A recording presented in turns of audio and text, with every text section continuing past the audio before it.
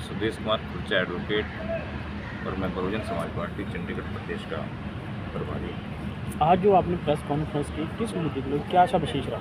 देखो, बहुजन समाज पार्टी की राष्ट्रीय अध्यक्ष बहन कुमारी मायावती जी ने चंडीगढ़ में एक युवा नेता, पढ़ी लिखी लड़की, नौजवान, क्योंकि यूथ की रिप्रेजेंटेशन भी पार्लियामेंट में चाहिए, तो डॉक्टर रितु सिंह जो असिस्टेंट प्रोफेसर दिल्ली यूनिवर्सिटी में काम करती थी और बहुत ही आंदोलनकारी नेता है, उसको हमने यहाँ से बहुजन समाज पार्टी चंडीगढ़ लोकसभा का प्रत्याशी घोषित किया है, बहन जी के आशीर्वाद से, बहन जी के आदेश पर। किन मुद्दों को लेके आप चंडीगढ़ से फाइट कर रहे हैं?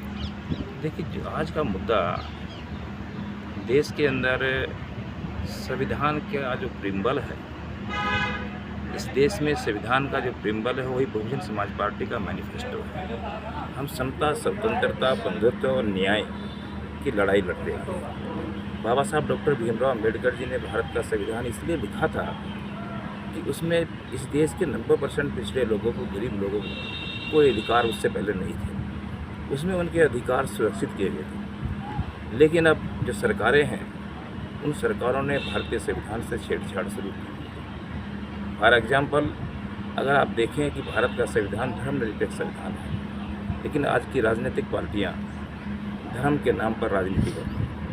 तो बहुजन समाज पार्टी ये चाहती है कि देश के अंदर संविधान के नाम पर राजनीति की जाए, संविधान को ही एक अपना मैनिफेस्टो मानकर राजनीति की जाए, और सभी जो सेक्युलर स्टेट है, जो सेक्युलर कंसेप्ट है भारत के अंदर, सबसे पहले उसको सुरक्षित किया जाए, और दूसरे शिक्षा का है, रोजगार का है, और देश के अंदर भाईचारे को बढ़ाया जाए। रोजगार और शिक्षा को आप किस तरह से समाधान करेंगे आप अपनी तरफ से, अगर आ जाते हैं आप लोग? देखिए, भारतीय जनता पार्टी और कांग्रेस पार्टी, इन दोनों की मिलीजुली चाल से, भगत से इन्होंने निजीकरण लेकर, और निजीकरण लाने के पीछे इनका एक ही वो था कि इस देश के अंदर SC, ST, बैकवर्ड क्लास और गरीब लोग जो केवल सरकारी नौकरियों में आत्मसम्मान से अपना जीवन जी रहे थे और अच्छे आगे बढ़ रहे थे, उनके बच्चे आगे बढ़ रहे थे, उनसे वो अधिकार छीन लिया गया है, और वो प्राइवेटाइजेशन में जाते हैं। वहाँ कोई आरक्षण नहीं है, वहाँ उनका कोई सम्मान नहीं है।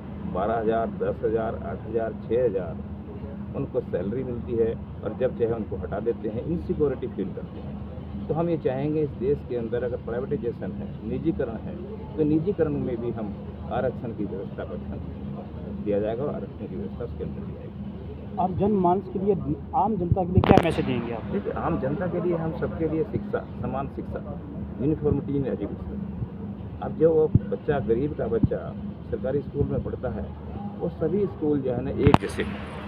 हम प्राइवेट जो मॉडल स्कूल्स वगैरह हैं, सभी स्कूलों को बहुजन समाज पार्टी की सुप्रीमो बहन कुमारी मायावती जी का यह है कि हम सबके लिए समान शिक्षा व्यवस्था होगी, सबके लिए रोजगार हो, और सबके लिए रोजगार हो, तो ये इस पर हम काम करेंगे। और महंगाई तो आप देख ही रहे, इस देश के अंदर महंगाई क्यों बढ़ती है कि एक कॉरपोरेट जो है उस प्राइस को जब तय करता है, तो प्राइस को तय करते समय वो किसी से कोई सलाह नहीं देता। किसान अपने उपज का, गन्ने का, अपनी फसल का कोई प्राइस तय नहीं कर सकता है। तो बहुजन समाज पार्टी ये चाहती है कि हम किसान भी इस देश के अंदर अपनी प्राइस तय करे, वो बताए कि मुझे अपना माल इस कीमत पर बेचना है, लेकिन किसान का माल बिल्कुल वो आप देख ही रहे हैं कि वो कितना सस्ता बेचते हैं, फिर होल्डिंग होती है, और वही सामान फिर आपको महंगा मिलता है।